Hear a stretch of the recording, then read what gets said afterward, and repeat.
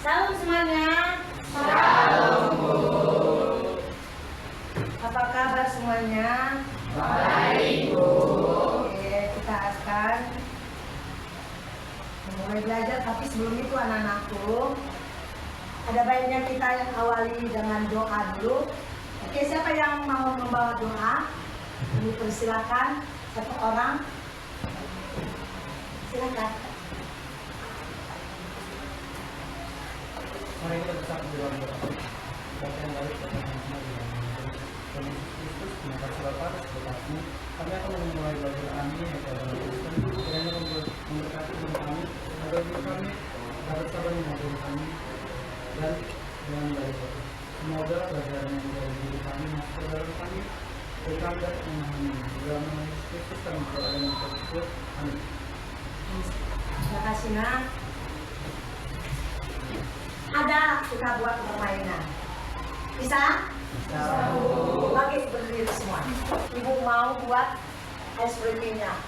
Bahasa Jepang, bahasa Spanyol, dan bahasa Inggris serta bahasa Indonesia. Bahasa ini menyatakan apa kabar. Jadi jawabannya nanti sama teman-temanmu baik. Baik, 1, 2, 3 ya. Mosi, hola, hello, apa kabar? Baik. Mosi, hola, hello, apa kabar? Baik. Oke, semuanya pintar. Silakan duduk. Nama saya adalah Megawati Mani yang mengajar di SMA Negeri 11 Medan. Nomor peserta 102 108 751 81001. Sebelum kita masuk materi, Ibu akan mengabsen kalian. Dengar ya absennya ya. Angelina, Selin, Daniel, Elvin, Kasih, Kesia, Maria, Martania, Martin, Sultan, Kasih, Rahel, Kak Larissa, Angel, Florencia, Martawi, Margareta, Marvel, Steffi, yes, yeah. Oke, semua hadir ya, berjujur. Hedonisme dan keugaharian. Menurut kalian anak-anakku, hedonisme itu apa? Apa itu hedonisme? Hedonisme itu adalah hidup seseorang yang suka bersenang-senang. Oke, kita pegang jawabannya. Selanjutnya, menurut kalian keugaharian itu apa? Siapa bisa jawab?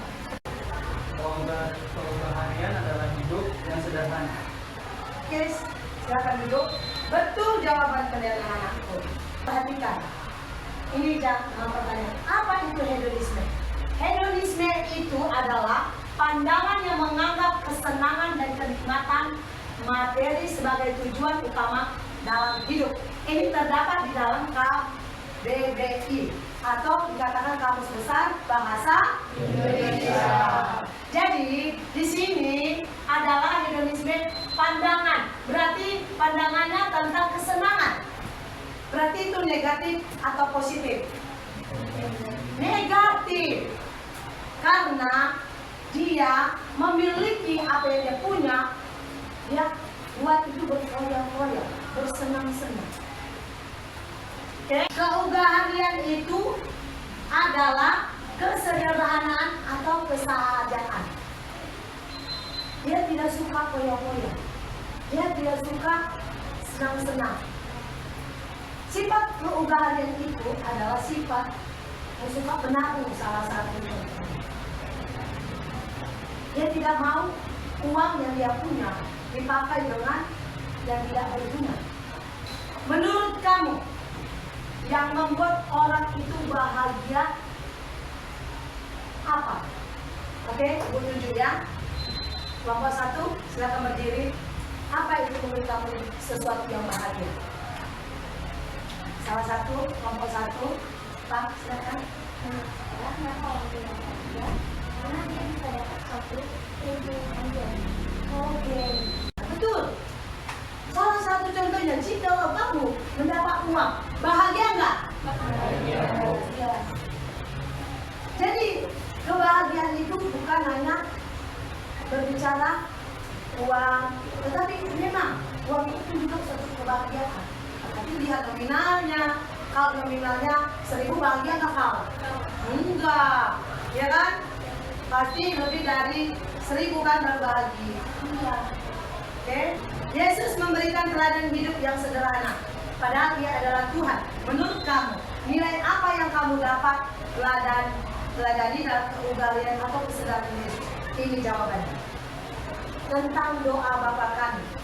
Coba buka di dalam Matius 6 ayat 9 sampai 13. Minta kelompok 3 ayat 11 aja. Demikianlah firman Tuhan.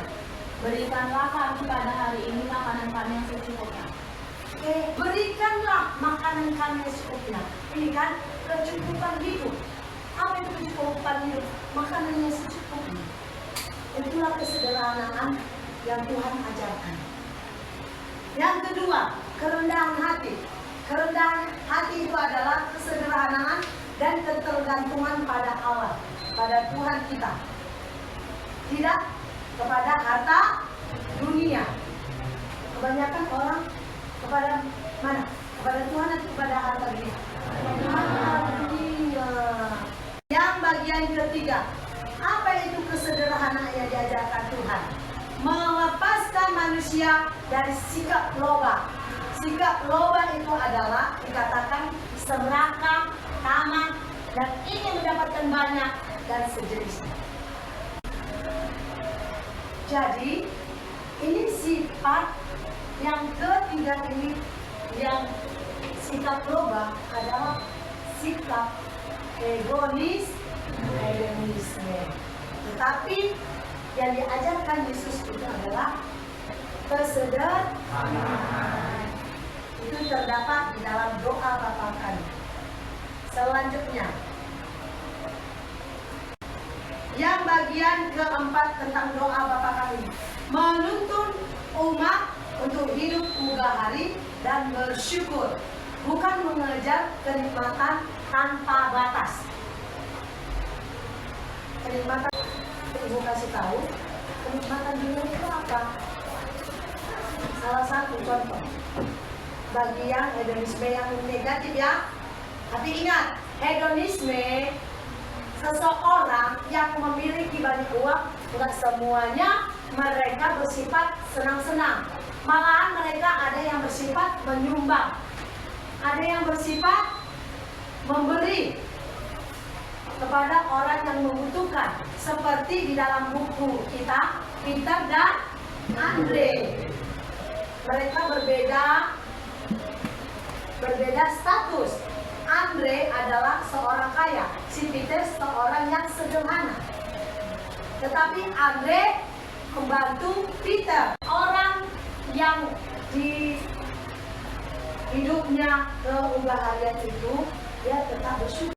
Nah, hidup untuk kenikmatan duniawi. Ada 4 dikatakan di sini. Ini berbicara tentang hedonisme, sifat seseorang hedonisme yang negatif. Apa itu? Pencarian kebahagiaan dan kenikmatan pribadi sebagai tujuan hidup tertinggi, yaitu adalah nilai-nilai hedonisme yang bertentangan dengan inti doa Bapa kami. Ini dari apa ini? Kenikmatan pribadi. Seperti contohkan, pergi ke mana? Ke bar, kafe, nikmati. Ya, pasti di situ nikmatnya apa? Mungkin dia memakai narkoba. Itu sifat orang yang hedonisme negatif. Yang kedua, apa sifat hedonisme berpusat pada dirinya sendiri. Ini bertentangan dengan doa Bapa Kami juga. Makanya dikatakan dikuduskanlah namamu. Jadi sifat hedonisme yang negatif ini, mereka tidak akan melakukan kekudusan. Mereka akan menghambur-hamburkan uangnya. Kalau mereka mau menguduskan Tuhan, pasti menyumbangkan rezekinya, ya kan? Kepada orang yang membutuhkan. Ini yang negatif ya nak. Hedonisme adalah itu mengejar kesenangan tanpa batas. Ini juga sangat tidak sesuai doa Bapa Kami, yaitu berkecukupan dalam keseharian.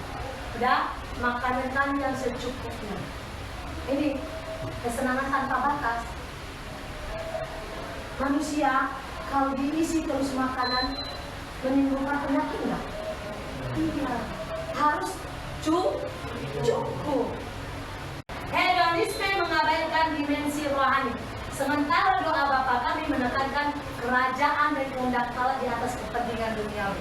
Jadi sifat hedonisme yang negatif, mereka Tuhannya adalah uang.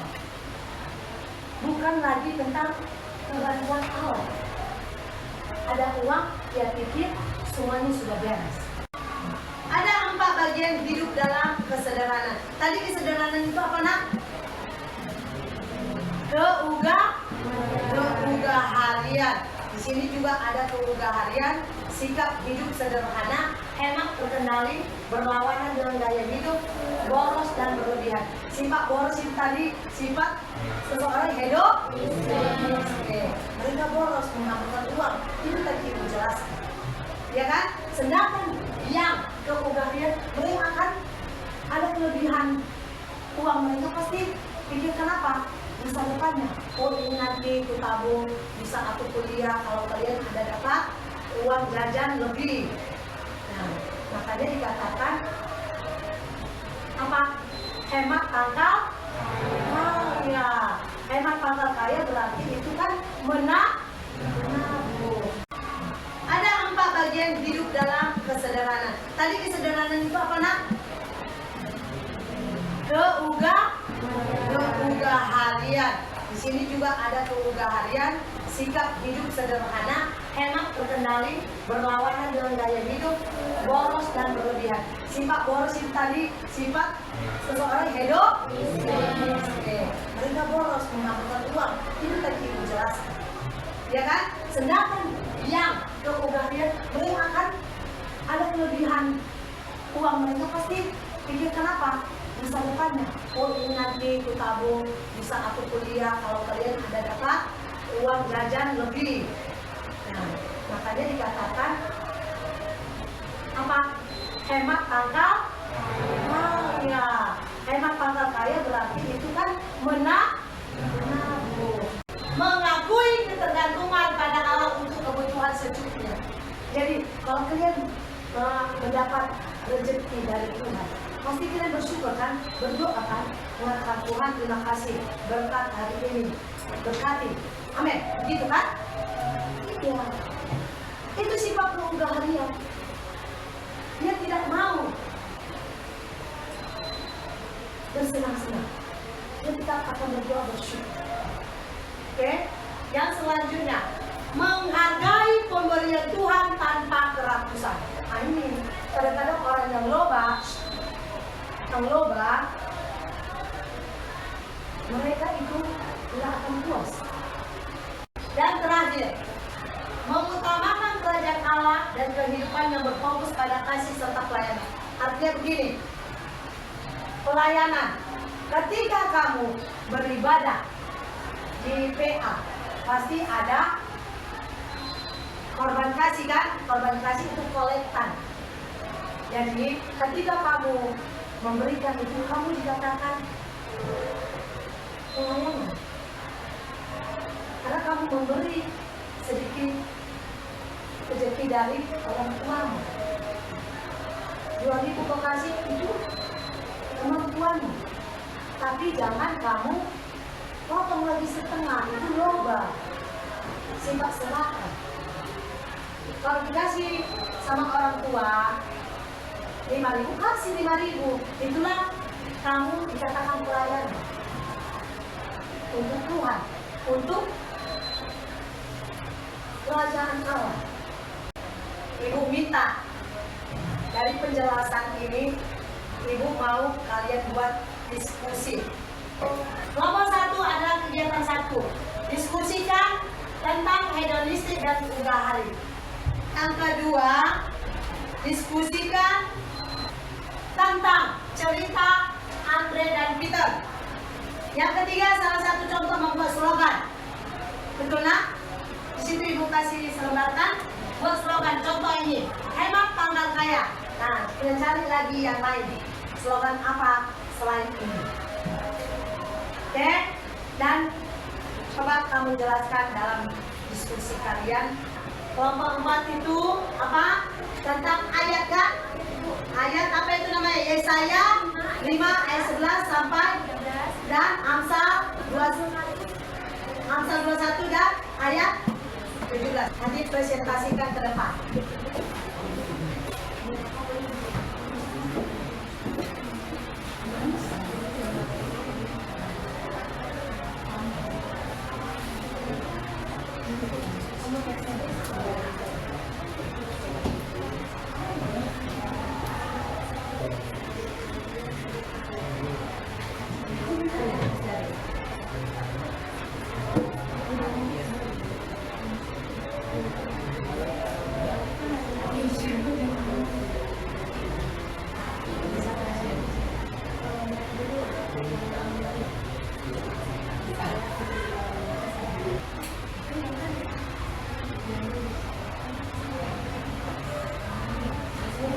Kelompok pertama. Di tempat saya, Maria akan membacakan hasil dari diskusi kami. Adapun sikap hedonistik dan ugahari sebagai berikut. Sikap hedonistik itu belanja berlebihan, foya-foya, pamer. Sedangkan sikap ugahari hidup sesuai dengan kebutuhan, hidup sederhana, bersyukur dengan apa yang ada. Sekian hasil diskusi kami. Mohon maaf bila ada kesalahan kata dalam presentasi kami. Silakan duduk. Kelompok 2. Kita akan masuk ke hasil diskusi kami yang akan dijelaskan oleh Endo. Masa di tengah arus dunia yang penuh mewah, apa pendapat kalian tentang cerita ini Andre dan Peter? Andre memiliki banyak fasilitas yang mewah dan hidup sangat berkecukupan. Tetapi Andre tidak memilih untuk hidup hedonisme, melainkan tetap hidup dalam keseharian. Dia mau membantu kita dalam memenuhi fasilitas kita, serta masuk dalam membantu lembaga sosial demi membantu orang-orang yang menghadapi kesulitan finansial. Pertanyaan kedua, apa perbedaan hedonisme dan keugaharian? Hedonisme adalah gaya hidup yang mengutamakan kesenangan, sedangkan keugaharian adalah kebalikan dari hedonisme, yaitu gaya hidup yang sederhana. Nah, sekian hasil diskusi kami. Terima kasih semuanya. Shalom. Kelompok 3. Teman-teman Clarissa akan membacakan hasil diskusi kami. Kegiatan 3 membuat slogan. Sama 3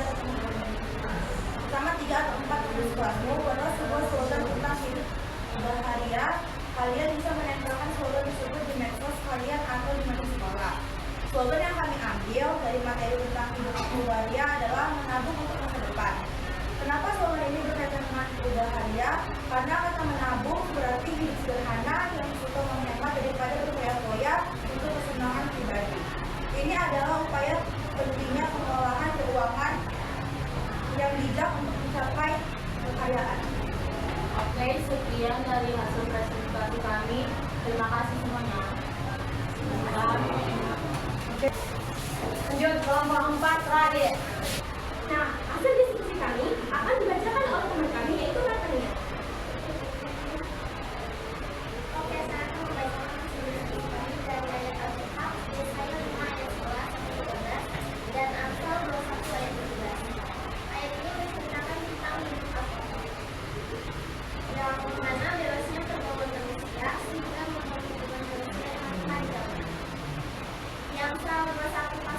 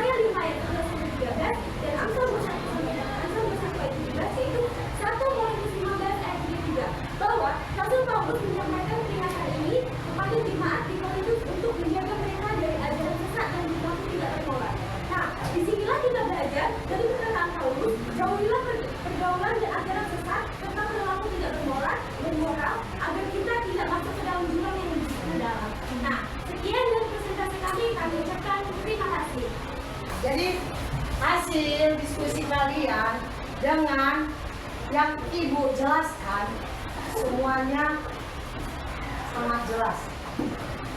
Jadi materi ini berarti kalian sudah paham. Sebelum kita menutup, ada mau bertanya? Silakan berdiri, kelompok 3. Boleh kami bertanya, di dalam hidup ibu menerapkan hidup terorisme atau tidak? Oh, pertanyaannya dengan ibu ya, silakan. Oke, terima kasih, pertanyaan bagus. Di dalam diri ibu ya. Kalau di dalam diri ibu, kalau kalian lihat hidup ibu sederhana atau hedonisme? Itulah jawabannya. Jadi, kalau kita sudah diajarkan Yesus Kristus itu sederhana, ya hiduplah sederhana. Cukupkan apa yang ada padamu. Jangan memaksakan diri untuk seperti orang yang memiliki harta, memiliki uang. Jangan. Itu yang membuat kamu nanti kecewa. Paham sampai situ? Silakan. Kenapa saya dari kelompok 4 dan mereka ingin bertanya, bagaimana sih caranya supaya dapat menghindari pergaulan bebas? Oh, silakan. Bagus sekali pertanyaannya. Memang di dalam pergaulan bebas ini ada terdapat sifat hedonisme. Pergaulan bebas itu termasuk minum-minuman keras, minuman alkohol, ya kan? Sehingga pergaulan bebas itu mereka berpikir minuman keras adalah kesenangan. Itu sifat karakter hedonisme yang negatif. Jadi kita harus menghindari. Kalau udah sifatnya begitu, teman-teman kalian lihat, ya kita harus kasih nasihat. Walau puas materi ini, puas. Oke, sebelum kita tutup dalam doa, ibu mau kasih tahu pada video. Lakukan. Filsafat anak muda. Ya apakah lo pernah mikir nggak? Bahagia itu sebenarnya datang dari mana? Dari nongkrong di kafe hits, jalan-jalan ke luar negeri, beli gadget terbaru, atau justru dari hidup simpel, gak ribet, dan cukup dengan yang ada? Nah, ternyata sejak zaman dulu, filsuf udah debat soal di satu sisi ada yang namanya hedonisme. Pikirannya simpel, hidup itu singkat, jadi nikmatin aja sebisa mungkin. Nikmati hal sederhana, kayak makan bareng teman, ngobrol santai, dan bebas dari rasa sakit. Tapi ada juga aliran lain yang berbeda. Pengertian sejati datang dari hidup sederhana, misalnya filsuf stoik yang kita bahas sebelumnya. Mereka percaya pada zaman now. Lo pasti pernah lihat di sosmed, orang flexing, orang kredit, liburan mewah, dan kelihatan bahagia banget. Tapi pertanyaannya, apakah benar mereka bahagia atau cuma pencitraan yang kelihatan? Sebaliknya, ada juga orang yang hidup sederhana, gak banyak gaya, tapi damai, enjoy, dan gak insecure. Jadi, mana yang benar? Hedonisme atau hidup sederhana? Jawabannya mungkin tergantung kita, tapi yang pasti bersifat ngajarin kita buat sadar bahwa bahagia itu bukan soal punya apa, tapi soal gimana kita menghargai hidup filsafat anak muda.